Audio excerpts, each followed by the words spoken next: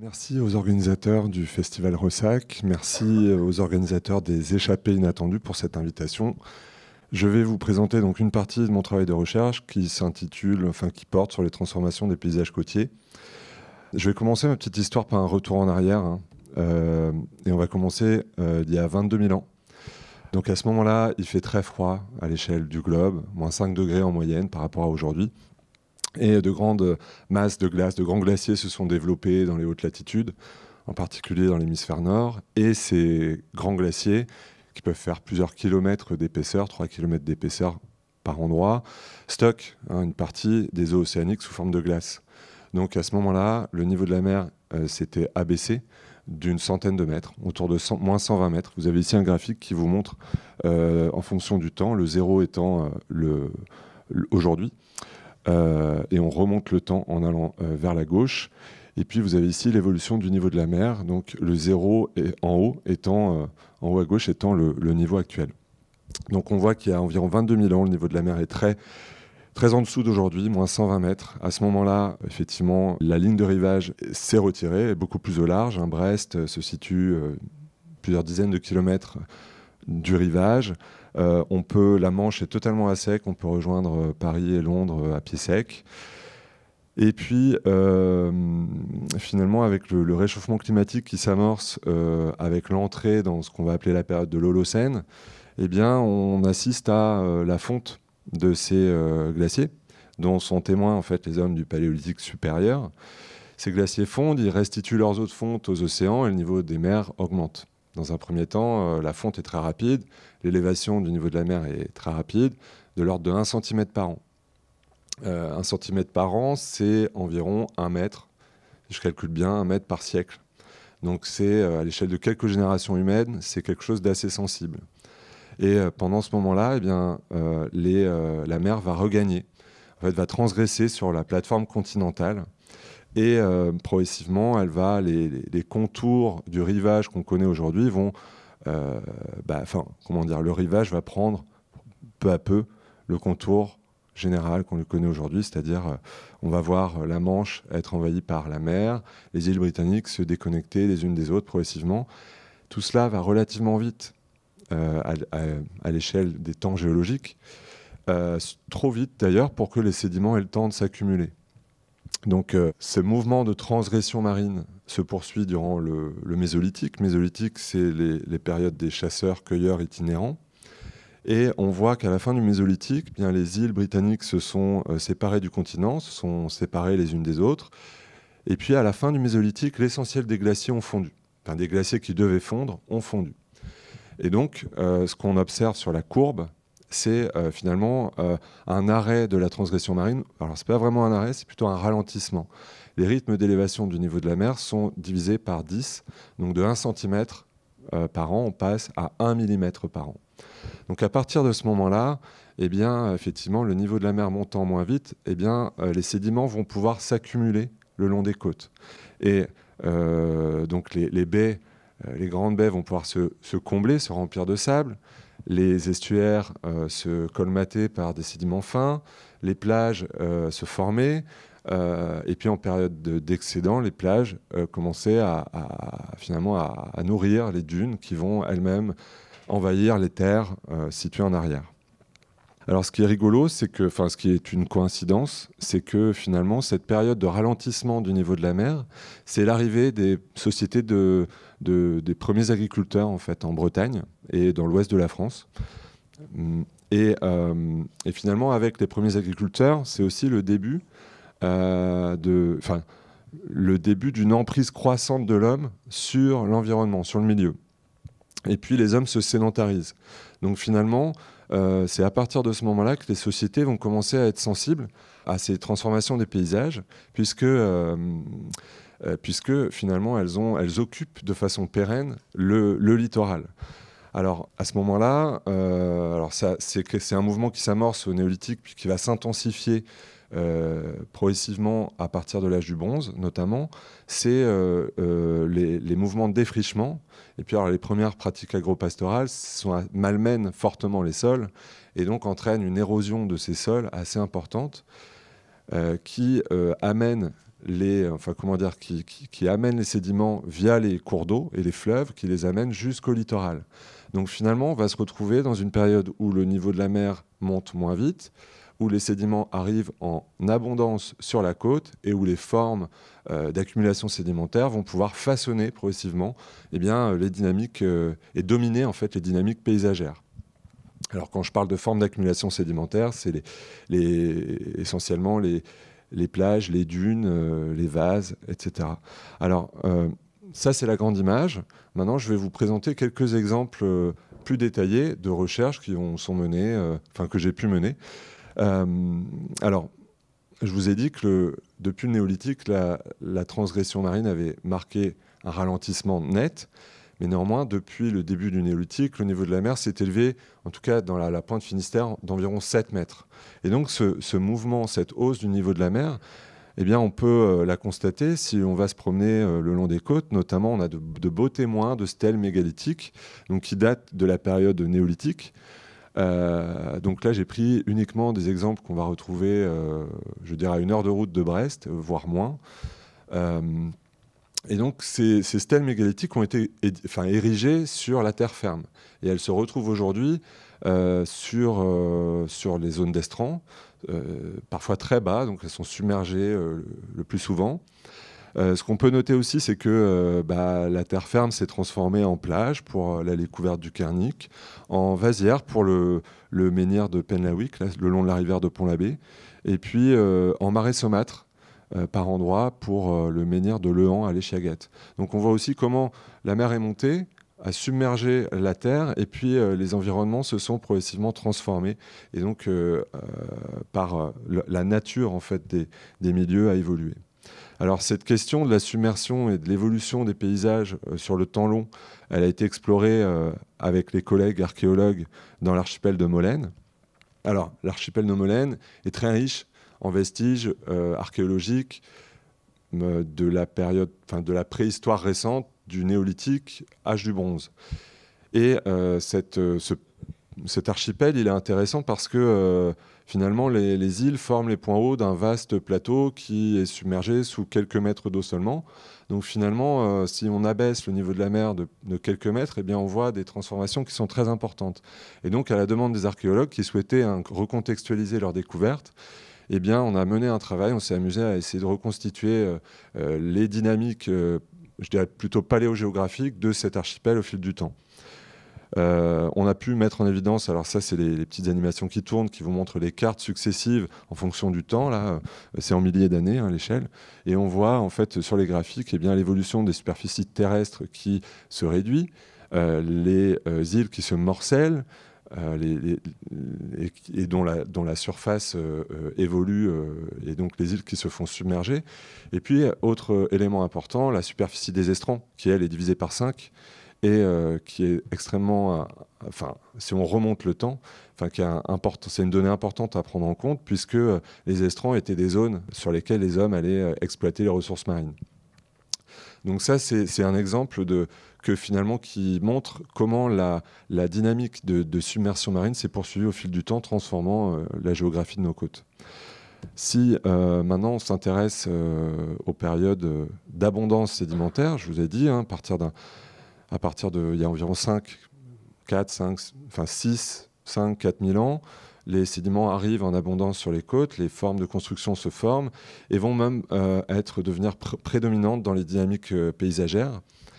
L'exemple que je vous prends là, c'est un site sur lequel j'ai travaillé avec également des collègues archéologues de Bordeaux, qui est situé donc sur la commune de Soulac-sur-Mer et la plage de l'Amélie. Une plage que peut-être certains connaissent, puisque suite au feuilleton judiciaire de l'immeuble Le Signal, que vous voyez en arrière-plan sur la photo, un immeuble qui a été détruit et qui était menacé par l'érosion côtière.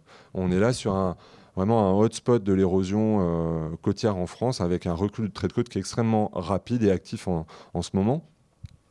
On peut voir aussi un des témoins de ce recul rapide du trait de côte, c'est le bunker de la Seconde Guerre mondiale qui était construit au sommet de la dune et qui est aujourd'hui sur la plage.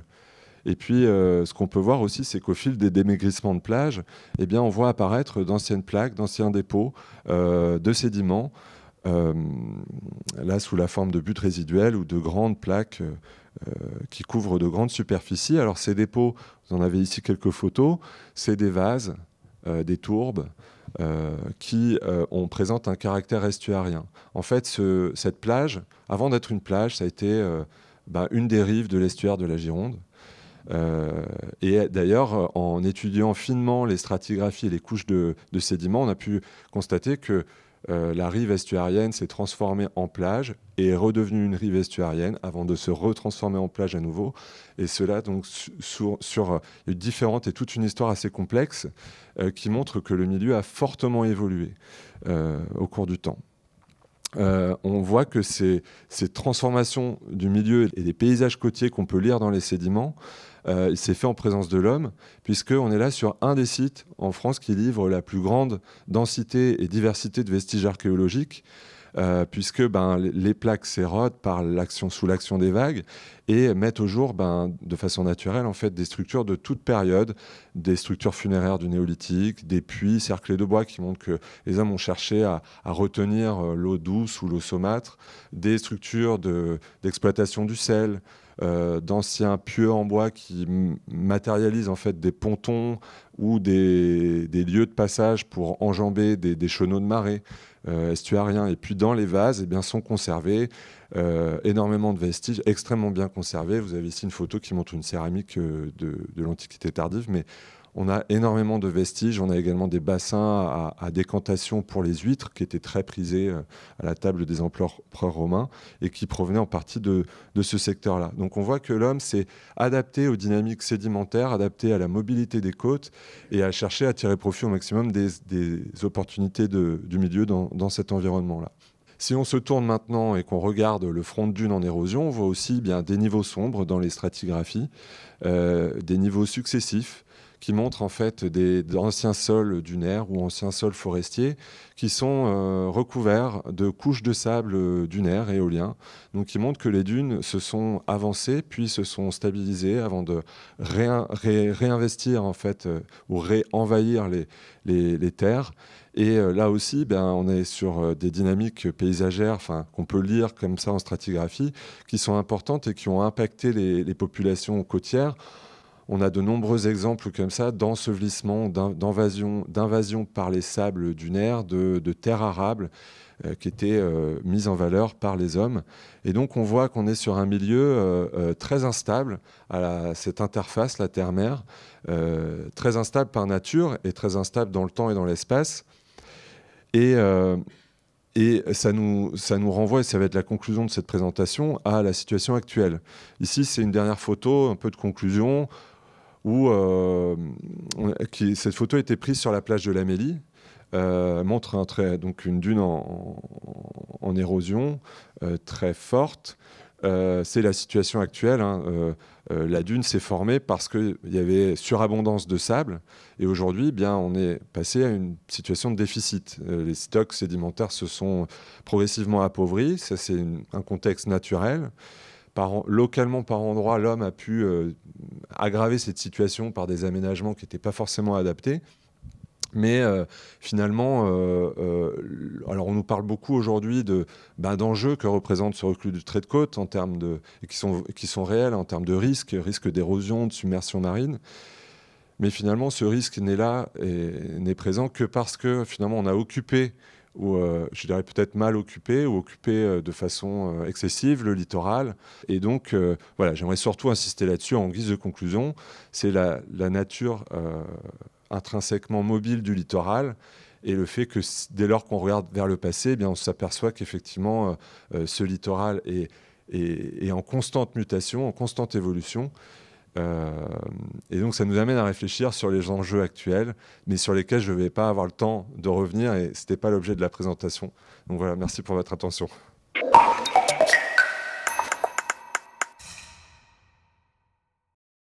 Merci pour cette invitation. Je vais aborder la mue d'une manière probablement plus sensible que mes collègues, notamment par le prisme de la photographie, qui est mon médium.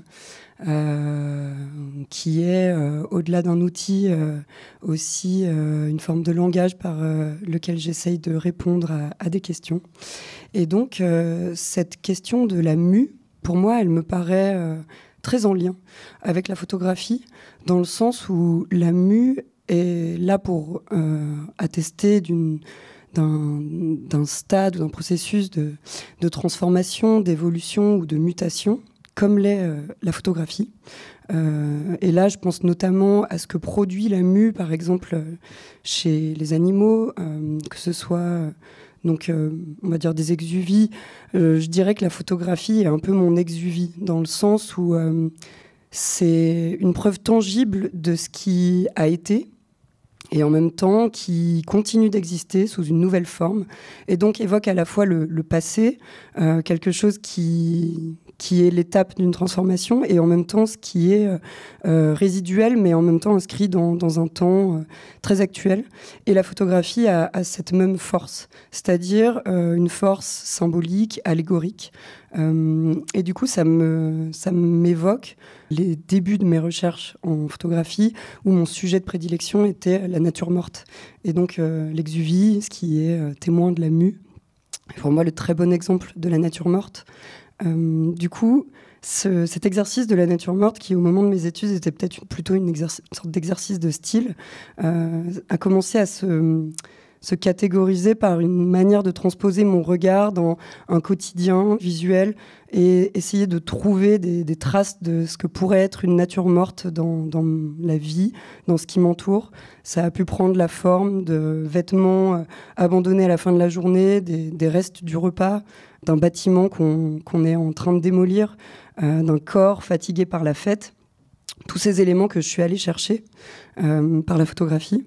Et petit à petit, j'ai aussi commencé à considérer le paysage qui m'entourait comme une sorte d'élément qui pourrait se rapprocher de la nature morte, qui est en constante mutation, arrêtée par la photographie dans des stades de sa transformation, son évolution, qui est une matière mouvante, comme a pu le présenter Pierre, constamment mobile, et qui à la fois évoque ce qui n'est plus, un potentiel chaos à venir, en tout cas un chantier en cours. Par l'observation du paysage, j'ai voulu rendre compte de différents processus à l'œuvre, notamment de notre ère, à savoir une période de capitalisme avancé où le paysage est maintenant très anthropisé, avec la présence de formes industrielles donc qui en font aussi un chantier. Mais mon idée était peut-être de fuir cette tentation nostalgique, de rendre compte de quelque chose qui est sur le point de disparaître, pour plutôt essayer de le contrebalancer par des formes de résistance. Et c'est là qu'intervient à nouveau cette exuvie qui viendrait montrer qu'au-delà de ne plus être, enfin en tout cas d'évoquer quelque chose qui n'est plus là, on continue aussi de tenir. Et comment est-ce que nous autres qui habitons ce monde, un monde embarqué dans un processus de transformation, comment est-ce qu'on continue de tenir, comment est-ce qu'on habite du haut de nos vies minuscules. Et donc je vais peut-être passer sur des exemples un peu plus concrets sur les travaux que j'ai pu mener. Donc j'ai mené pendant à peu près 10 ans un travail qui s'appelle Mur de l'Atlantique, qui fait l'inventaire de nos côtes bretonnes, un inventaire qui est parcellaire, qui n'est pas exhaustif, notamment des bunkers et de tous ces restes du Mur de l'Atlantique qui nous évoquent la guerre, en tout cas le patrimoine militaire de la Seconde Guerre mondiale. Et en parallèle, les free parties, donc les fêtes techno clandestines, qui sont pour moi deux manières d'interroger la figure du mur et notamment de questionner des manières d'occuper un paysage, cette manière de lire ou de dire un paysage interstitiel, mouvant, des manières de de se l'approprier, que ce soit une manière très lourde et indestructible par la construction de cette architecture de béton, et en même temps une manière de se l'accaparer pour un temps donné, très éphémère. On parle de mur de son. Qu'est-ce que cette figure du mur dessine, notamment en termes de construction d'un sentiment d'appartenance à une communauté, de sensation d'identité collective des personnes qui vont se mettre derrière ce mur et se rassembler. Qu'est-ce que ça dit de l'opposition? Contre quoi est-ce qu'on dresse ce mur? À savoir peut-être l'État, ces systèmes d'oppression institutionnelle par les forces de l'ordre, cette manière de vouloir constamment par l'itinérance échapper au regard, à la surveillance. Donc en tout cas, c'était un premier travail qui m'a pris pas mal de temps et qui pour moi permettait de créer un vis-à-vis où la photographie deviendrait à nouveau un élément de discours et par lequel les images composeraient en ensemble. Donc là, j'en montre vraiment juste que quelques images. C'est une belle manière de faire un lien aussi avec la présentation précédente de Pierre. Voilà, donc l'idée aussi dans ce travail, c'est de considérer les formes architecturales qui sont générées par cette manière d'habiter temporairement le paysage par toutes ces fêtes illégales. Donc il y a aussi toute une notion d'architecture de fête qui traverse mon travail. Je me suis dit que cette image était aussi une belle manière de parler d'exosquelette et de mue. Voilà, donc toujours une manière de porter le regard sur les recoins de notre paysage. Et je vais maintenant me pencher peut-être un peu plus en détail sur le tout dernier travail que j'ai mené, qui a pris place à Carrare, qui est une ville en Toscane, en Italie, qui est très connue pour son extraction du marbre depuis plus de 2000 ans, hein, notamment pour ce fameux blanc statuaire qui a été utilisé par Michel-Ange dans l'histoire de l'art. Et il se trouve qu'à Carrare, depuis 30 ans, on extrait le marbre, non plus seulement pour ses blocs, mais pour le réduire en poudre, pour obtenir ce qui s'appelle du carbonate de calcium, et qui est très utilisé dans l'industrie cosmétique pour faire des pâtes, notamment la pâte de dentifrice, et qui est maintenant l'essentiel de cette extraction. Donc depuis 30 ans, on a extrait plus de marbre dans ces carrières qu'en 2000 ans, et 80% des matériaux extraits servent à l'utilisation du carbonate de calcium, ce qui crée un peu un problème, en tout cas à mon sens, en termes de destruction et évolution du paysage, notamment de l'altération de la montagne, qui crée aussi des problèmes sanitaires sur la filtration de l'eau, et qui crée des problèmes sur les dépôts qui viennent colmater le fond des rivières et qui empêchent et la vie de pouvoir évoluer dans toutes les rivières, mais aussi qui crée des inondations visibles et subies par les habitants et habitantes. Du coup, ce travail que j'ai mené à Carrare, de la même manière que le travail mené sur les côtes bretonnes, se construit sur un contrepoint. C'est-à-dire que moi, ce qui m'intéresse, c'est pas seulement de parler de l'évolution du paysage, de cette idée de disparition prochaine ou peut-être de catastrophe qui arrive, en tout cas du monde assez anxiogène dans lequel on vit, mais aussi des formes de riposte, des formes de résistance et de confrontation à ce monde qui font qu'on a aussi des éléments pour l'habiter et essayer d'y trouver sa place.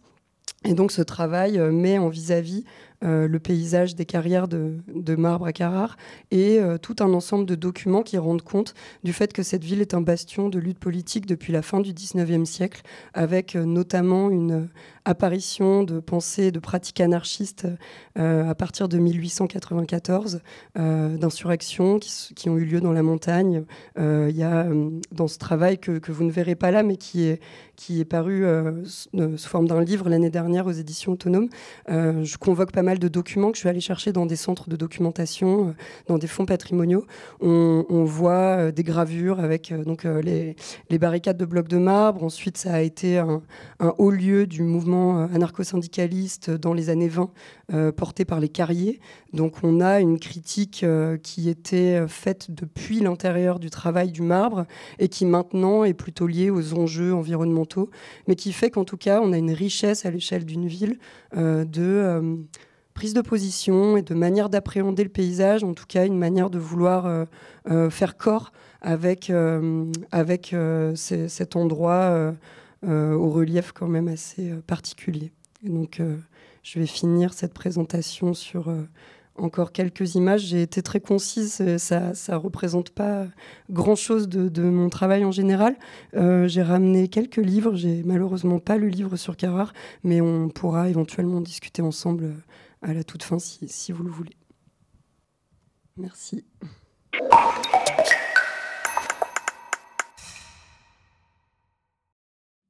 Bonjour à tous, merci pour cette invitation et cette possibilité de présenter mes travaux de recherche. Mais je dis mes travaux, mais ce ne sont pas les miens, hein, c'est évidemment les travaux de toute une équipe, dont certains ont débuté il y a plus de 15 ans.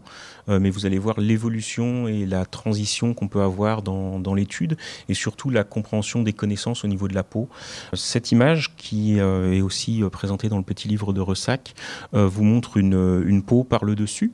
En fait, on a l'impression que c'est un paysage un peu aride, un peu sec, qui pourrait faire référence aux conférence qu'on a vue juste avant, mais en fait c'est une peau, la peau vue par le dessus.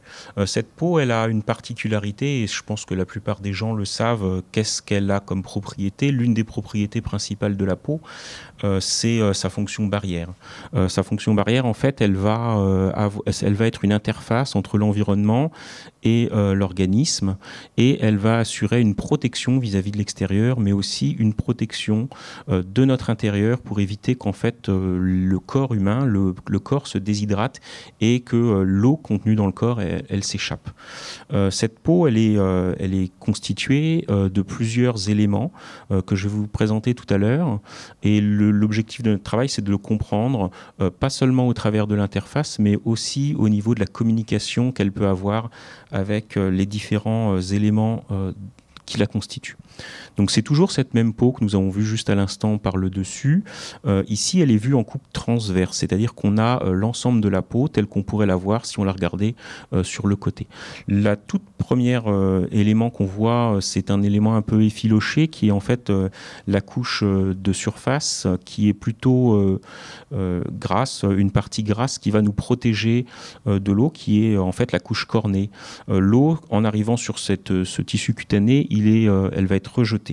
La couche qui est en dessous, qui est rose, un peu plus foncée, assez épaisse, avec des ronds et des éléments divers, c'est l'épiderme. L'épiderme qui sert aussi à nous protéger de l'environnement extérieur et aussi à éviter la perte en eau. En fait, cet épiderme, il est constitué de cellules, de différents types cellulaires. Alors, vous connaissez tous les mélanocytes qui servent au bronzage, mais il y a aussi un tissu qui est constitué de 90% de kératinocytes à cet niveau.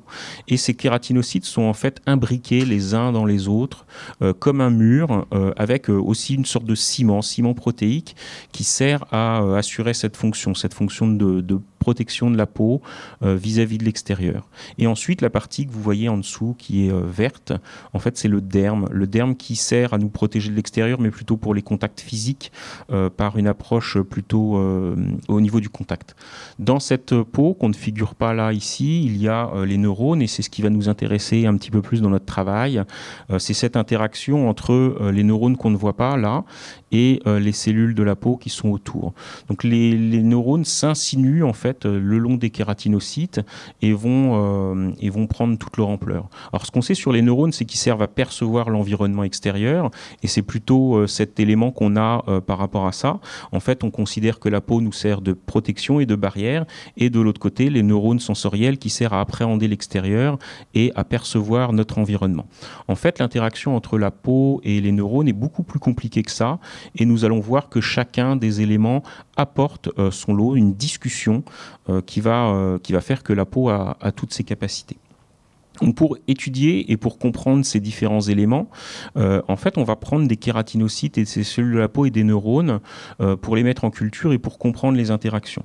Donc les kératinocytes dont je vous ai parlé à l'instant, on les a mis en culture et vous pouvez les voir ici dans une boîte de pétri où en fait les cellules se multiplient et se divisent et vous voyez par leur structure très étalée qu'elles reconstituent, en fait elles essayent de reconstituer une interface et une forme de protection. En fait, leur morphologie est aussi liée à leur fonction et c'est ce qui nous intéresse. Ces kératinocytes, ils peuvent continuer à se multiplier et former comme un film qui peut servir, par exemple, pour les soins et pour les grands brûlés. Alors pour étudier les interactions entre la peau et le système nerveux, et plus particulièrement entre les kératinocytes et les neurones, on a aussi cultivé des neurones, et ici vous pouvez voir des neurones en culture dans un milieu différent, donc qui sont aussi mis en présence du milieu de culture. Et ces neurones, vous voyez qu'ils ont des prolongements très très longs. En fait, ils vont chercher à appréhender leur environnement et à percevoir leur environnement. Ils sont organisés sous forme d'une ganglion, une boule qu'on voit un petit peu au milieu. En fait, ils reforment in vitro ce qu'on peut retrouver dans l'organisme, c'est-à-dire des ganglions. Au niveau de la moelle épinière, ici, ce sont des neurones sensoriels et donc pas des neurones centraux que nous avons dans le cerveau. Et ces ganglions qui sont le long de la moelle épinière vont émettre des prolongements extrêmes qui vont pouvoir aller jusqu'aux extrémités de la peau, au bout des doigts, au bout des pieds. D'où ces filaments et ces neurones que vous pouvez voir ici.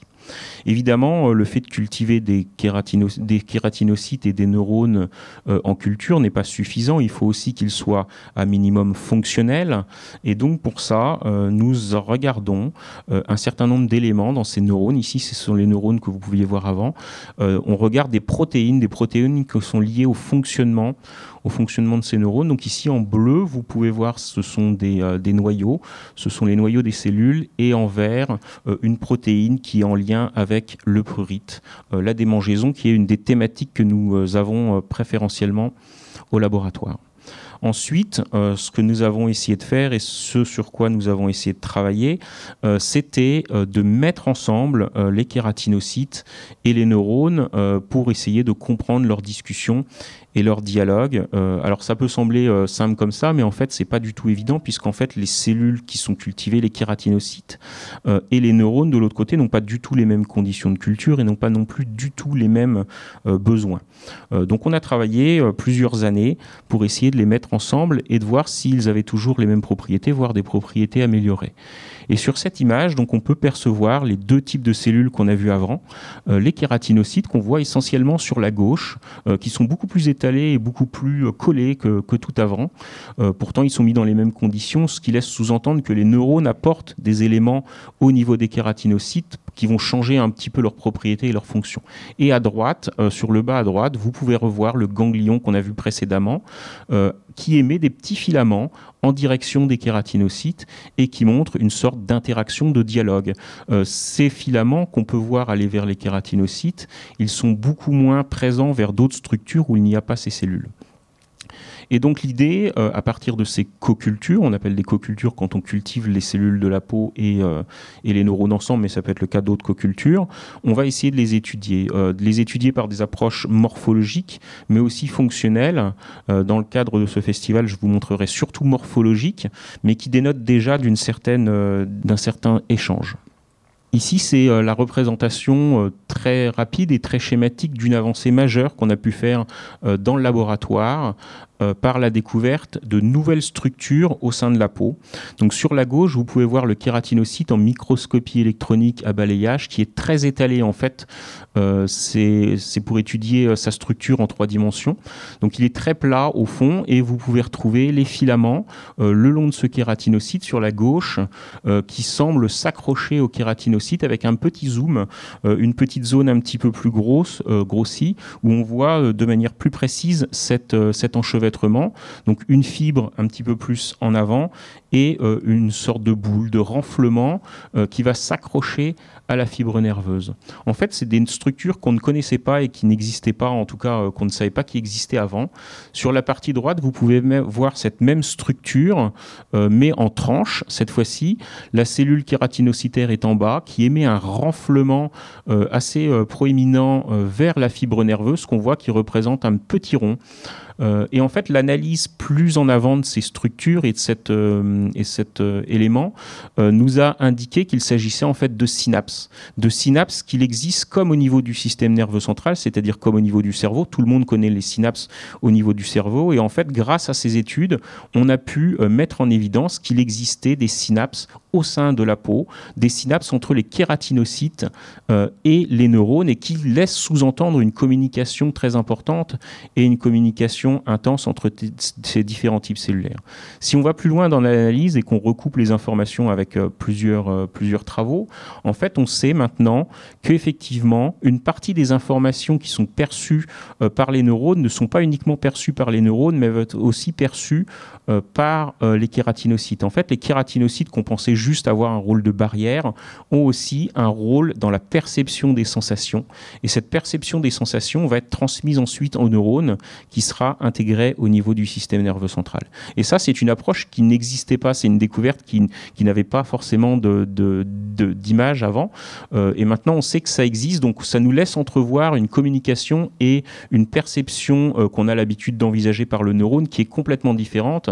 En fait, notre peau n'est pas juste une peau avec une barrière et des fibres nerveuses qui vont percevoir. C'est tout un groupe, un ensemble qui fait que notre peau est aussi un élément de sensation. D'autres avancées qu'on a pu faire importantes dans le laboratoire, c'est l'analyse des cellules humaines. En fait, les neurones que je vous ai montrés précédemment, ce sont des neurones d'origine animale. Seulement, ça pose des questions éthiques et aussi des questions idéologiques. Donc, nous avons travaillé depuis une quinzaine d'années à le développement et l'utilisation de neurones humains par l'obtention de cellules souches issues de la peau. En fait, ce que vous pouvez voir sur la gauche, en haut, ce sont des petits prélèvements qui nous sont donnés par des personnes. On va récolter dans ces échantillons les cellules souches et des cellules souches qui sont présentes à l'âge adulte dans la peau, ce que vous pouvez voir qui forment des sortes de sphères sur la partie gauche. Donc, ce sont des cellules humaines qui prolifèrent et qui ont des caractéristiques de cellules souches. Et selon un protocole bien spécifique et plusieurs semaines de culture, on peut orienter ces cellules souches vers du neurone sensoriel, comme ce que vous aviez pu voir avant sur les images sur les animaux. Et donc, on voit que ces neurones sensoriels d'origine humaine qui sont produites dans le laboratoire représentent les mêmes caractéristiques que des neurones qu'on aurait extraits chez l'animal. Vous voyez le ganglion au centre et puis des extensions de neurites cytoplasmiques qui vont appréhender leur environnement pour percevoir potentiellement des sensations. Et donc ça, c'est un élément qui, jusqu'à maintenant, c'est pareil, n'existait pas. La réussite de l'obtention de neurones, ce qui va probablement, et on l'espère, changer pas mal de choses dans le monde de la recherche pour que l'on puisse utiliser ces neurones à des fins diverses et variées. On est allé encore plus loin, c'est-à-dire que ces neurones, en plus d'avoir évalué leurs caractéristiques fonctionnelles, on a essayé aussi de les incorporer dans une peau. Donc les petits échantillons de peau que vous avez pu voir avant, en fait, quand on les prélève, ils perdent leur partie nerveuse, tout simplement parce que le corps cellulaire de la cellule, il est dans la moelle épinière et donc il est perdu. Donc ils perdent leur fibre nerveuse. Et à partir de ces neurones humains, on a essayé qu'ils réinnervent, donc c'est-à-dire qu'ils repartent dans les explants, dans les petits morceaux de peau, pour avoir une innervation in vitro comme une peau humaine. Et donc vous voyez sur la partie gauche les neurones humains que je vous ai montrés précédemment. Donc là c'est dans un puits particulier, donc on voit moins bien. Il y a le ganglion et les extensions cytoplasmiques qui vont vers la partie sombre qui est en fait l'explant de peau qu'on voit par le dessus. Et on s'est intéressé à l'analyse des fibres nerveuses, savoir si elles rentraient dans cet explant et si elles pouvaient réinnerver une peau humaine. Et vous pouvez voir sur la droite une coupe humaine en tranches avec ces fibres nerveuses et ces neurones qui ont progressivement parcouru le derme, puis l'épiderme et qui s'intercalent entre les kératinocytes comme une innervation presque normale. c'est les petites fibres que vous pouvez voir en vert. Et donc cette conception, ce modèle, ce nouveau dispositif va permettre de pouvoir, sous un autre angle, étudier les interactions entre la peau et le système nerveux, et au-delà de l'aspect sensoriel des fibres nerveuses, également l'aspect sensoriel de l'épiderme, mais aussi d'autres applications. J'espère que ce que je vous ai présenté vous a plu, et merci beaucoup de votre attention.